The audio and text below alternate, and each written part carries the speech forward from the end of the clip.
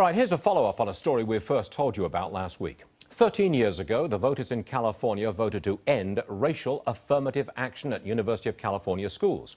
Since then, there's been an explosion of Asian Americans on campus. In fact, 40% of all students at the top UC colleges are Asian Americans, even though they make up, 13% of the population. Now, the California Board of Regents has lowered the academic requirements for admission. That includes eliminating the guaranteed placements based on SAT scores and grade point averages, which traditionally have advantaged Asian American students. They do well on those tests. Many Asian American leaders say this policy is a blatant attempt to reduce the number of Asians on campus. Pass the test, but don't pass go. Seems like academic meritocracy under something of a siege in California. Joining us now is Oiyan Poon. She's a PhD candidate in education at UCLA and is the former UC Student Association president. Ma'am, welcome to the program. Good to have you with us. Now, look, we're raising the issue of meritocracy. I guess I am saying that if you have a standardized objective test, the results of those tests should stand. That's America. That's a meritocracy. Do you disagree? Well, Stuart, first of all, we have to understand that all the research shows is that all the SAT test scores tell us very little about how well a student will do in college. And indeed, after college, for instance, I went to business school at Boston College, and afterwards, I did not have to deal with multiple choice tests and whatnot. And in fact, this policy just updates the University of California to be on par with our in-state private institution competitors like Stanford University and the University of Southern California. Hold on a second. It downgrades the concept of meritocracy. The SATs are a standard test. Everybody takes them. They're pretty objective as far as I know. Actually, they're not very objective, and they don't tell us hardly anything. It doesn't matter. They are an objective test. Actually, it's not. All the research shows it's not objective, and it tells us very little. Madam, wait a minute. Please understand my point. If you throw out the tests that you've got because you don't like the results, then you are throwing out the concept of meritocracy.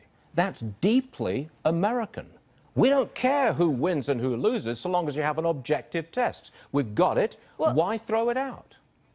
Well, let's be clear, Stuart. The new policy doesn't throw out all tests. It keeps the SAT-1 reasoning test, which is the original SAT.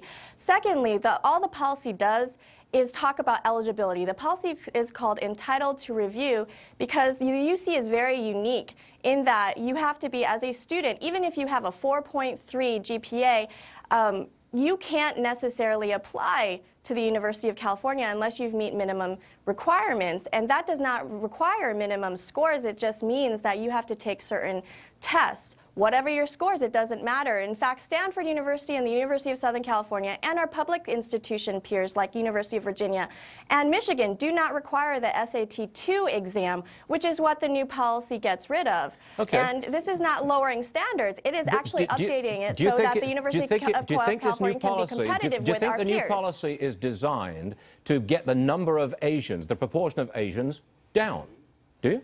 Actually, with the new policy, about 4,000 more Asian American students, that's a 25% increase of Asian American students in California who can apply to the University of California, who can currently not apply. That's Asian American leaders that we can quote say the exact opposite.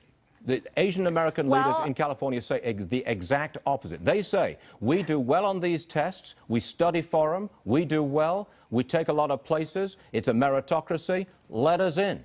And they're saying that this change in policy is deliberately designed to lower the number of Asians. I mean, that's what they're saying. Not you, but that's what the rest of them are saying. Unfortunately, I can't speak for them. I know you can't. However, I can't speak on behalf But your point of view is diametrically opposed to what other Asian leaders are saying. Well, that's unfortunate because a lot of Asian American college students since about 2006, and I include myself in this when I was president in 2007, a lot of Asian American students, as you mentioned earlier, 40% of our undergrads are Asian Americans, and they make up a significant number of our student government representatives elected to our 10 campuses. And so a lot of these Asian American student leaders have been fighting for this update in policy to be on par with Stanford. And I doubt Stanford would say they were less competitive or we're violating principles of meritocracy, I think we would all say that America also has an ideal of equal opportunity, and that's what we're looking at here, is pushing principles of equal opportunity so that everyone has a chance to actually just have their applications read, and that's all this policy is saying. It's not about who gets in, it's just about who can apply. Look, I'm sorry, but look, equal opportunity is surely a standard test. Everybody knows the test, the syllabus that you've got to learn. Everybody studies for it. Everybody passes, fails, gets a grade. That is equal opportunity. Do away with that, and you're clamping down on meritocracy.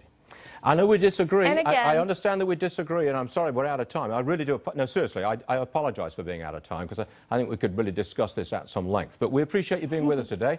Interesting point of view, and thanks for joining us, ma'am. We appreciate it. Thank you, Stuart. Okay.